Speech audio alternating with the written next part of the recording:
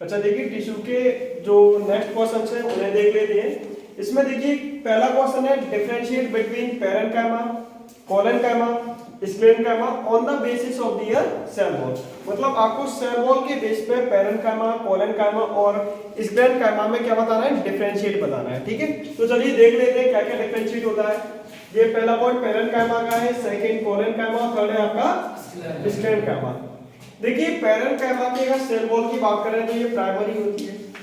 Primary का मतलब होता है आपका, देखिए ये पहली लेयर होगी, क्या होगी, पहली लेयर, और ये सिंगल सेल वॉल होती है। प्राइमरी का मतलब क्या होता है, सिंगल सेल वॉल होती है।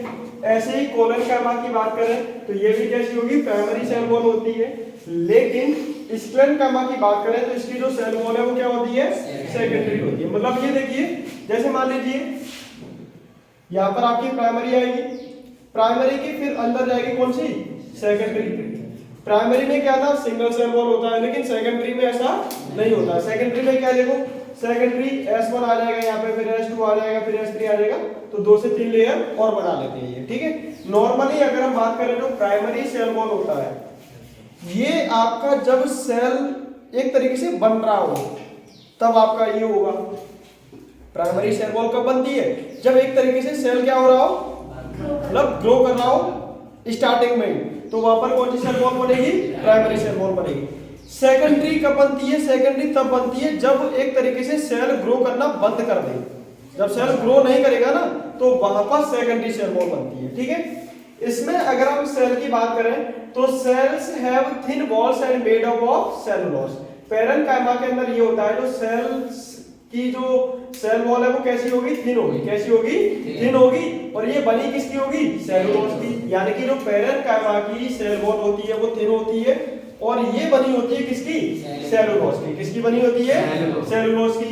इसमें अगर हम बात करें कोलेनकाइमा की तो इसकी जो सेल वॉल है वो थिक होती है। कैसी होती है, लेकिन थिक कॉर्नर पर होगी। कहां पर होगी, जैसे मान लीजिए यहाँ पर, अब ये जो कॉर्नर है ना ये वाली जगह, तो यहाँ पर ये थोड़ी सी कैसी होगी, थिक होगी। कैसी होगी, अब थिक ये ऐसे ही नहीं हो जाती, थिक इसलिए होती है क्योंकि यहाँ पर प्रोटीन्स जमा हो जाती है। क्या हो जाती है, जब इन जगह पे प्रोटीन्स जमा हो जाएगी ना ये थोड़ी सी थिक हो जाएगी। लेकिन उधर बात करें स्क्लेरेन्काइमा की तो cell wall is very thick due to lignin deposition. अब वहां पर जो स्क्लेरेन्काइमा है ना, इसमें जो सेल वॉल है वो बहुत ज्यादा थिक होती है। मतलब इसकी जो लेयर है वो बहुत मोटी होती है, और ये ऐसा इसलिए होता है क्योंकि इसके अंदर होता है लिग्निन। क्या होता है, इसके अंदर लिग्निन डिपॉजिट हो जाता है। इसमें प्रोटीन्स हो रही थी कॉर्नर पे, वहां पर क्या हो रहा था, लिग्निन डिपॉजिट हो रहा था, जिसकी वजह से सेल वॉल बहुत ज्यादा थिक हो गई थी।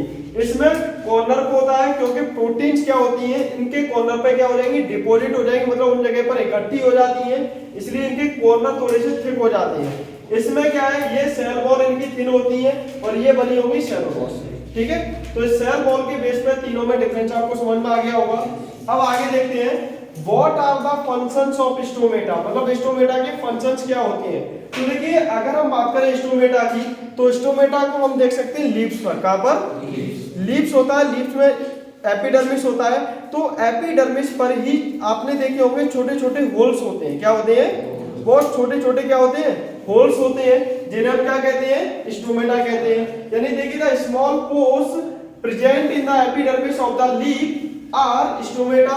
अब देखिए स्टोमेटा क्या होता है, लीफ की एपिडर्मिस में प्रेजेंट होता है, जो छोटे छोटे पोर्स हैं उन्हीं को हम स्टोमेटा कहते हैं। अब स्टोमेटा क्या है कि दो यानी टू किडनी शेप्ड सेल से क्या होता है, चारों तरफ से मतलब बंद होता है, इनक्लोज्ड होता है। क्या होता है, जैसे मान लीजिए यहाँ पर सेल है तो दो तरफ से क्या होगा, किडनी से क्या होते हैं, सेल्स होते हैं, जिनसे ये क्या होगा, बना हुआ होगा, उनके बीच में ये होता है, और इन्हीं को कहा जाता है, इन सेल्स को गार्ड सेल्स। क्या कहा जाता है, यानी जो दो किडनी शेप सेल्स हैं इनको क्या कहा जाता है, गार्ड सेल्स कहा जाता है। क्यों कहा जाता है, देखिए ये क्या करते हैं, दिन में तो ओपन हो जाती है स्टोमेटा, दिन में क्या हो जाता है, ओपन, नाइट में ये हो जाती है बंद। नाइट में क्या हो जाती है, बंद। तो जैसे कोई भी अगर मान लीजिए मटेरियल अंदर बाहर करना है तो ये दो किडनी शेप सेल्स हैं, इन्हीं की हेल्प की वजह से ये अंदर बाहर कर पाती है। इसका फंक्शन क्या है स्टोमेटा का, वो समझ लेते हैं। तो नॉर्मली स्टोमेटा का जो वर्क होता है ना वो गैसेज को एक्सचेंज कराने का काम करता है। क्या करता है, मतलब जैसे नॉर्मली प्लांट के अंदर क्या होता है, ऑक्सीजन होता है,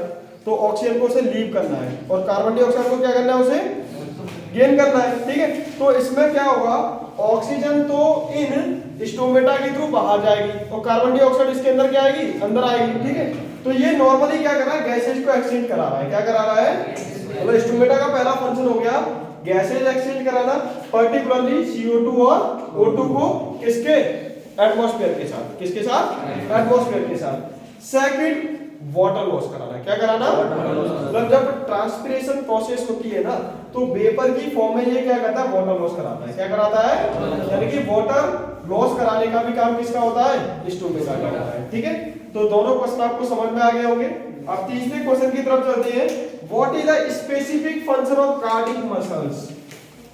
देखिए हमारी बॉडी में जो कार्डियक मसल्स होती हैं उनके आपको कुछ स्पेसिफिक फंक्शंस बताने हैं कि मतलब इनका मेन वर्क क्या होता है। अगर हम कार्डियक मसल्स की बात करें ना, तो ये इनवॉलंटरी मसल्स हैं। कैसी हैं, इनवॉलंटरी।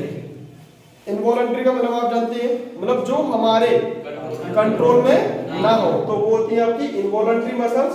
तो कार्डियक मसल्स एक इनवॉलंटरी मसल्स हैं जो स्मूथ एंड स्ट्रेटेड मसल्स दोनों की तरह क्या करती हैं, बिहेवियर करती हैं, यानी कि उन दोनों के कैरेक्टर ही अपने पास रखती हैं। और ये जो मसल्स हैं ये होती हैं हार्ट की वॉल पर। कहां पर होती है, जो हमारा हार्ट होता है हार्ट की वॉल पर यही वाली स्मूथ कार्डियक मसल्स होती हैं, ठीक है। अब इनके फंक्शन क्या है वो समझ लेते हैं। Cardiac muscles contract and relax rapidly, rhythmically, tirelessly through out the life. देखिए जो कार्डियक मसल्स है, जब हमारा जन्म हुआ, मतलब जन्म छोड़ दीजिए, जिस दिन मतलब जैसे होता ना कि एक तरीके से ये बोल सकते हैं एम्ब्रियोनिक स्टेज। एम्ब्रियोनिक स्टेज जब यानी कि माँ के गर्भ में बच्चा बनना स्टार्ट होता है, उसी टाइम पर ये बनना स्टार्ट हो जाएगी।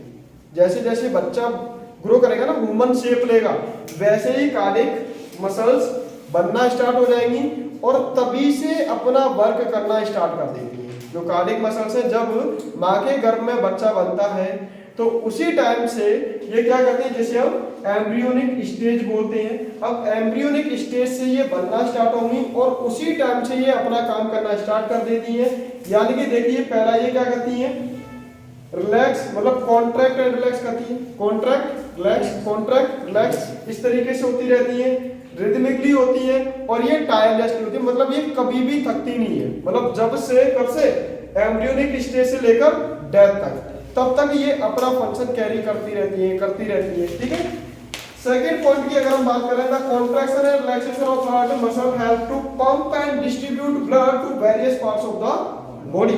देखिए इसका एक और इंपॉर्टेंट काम है, जो कॉन्ट्रैक्शन और रिलैक्सेशन होता है हार्ट का, हार्ट के अंदर जो कॉन्ट्रैक्शन और रिलैक्सेशन हो रहा है, इसी की वजह से हमारी पूरी बॉडी में ब्लड सर्कुलेट होता है।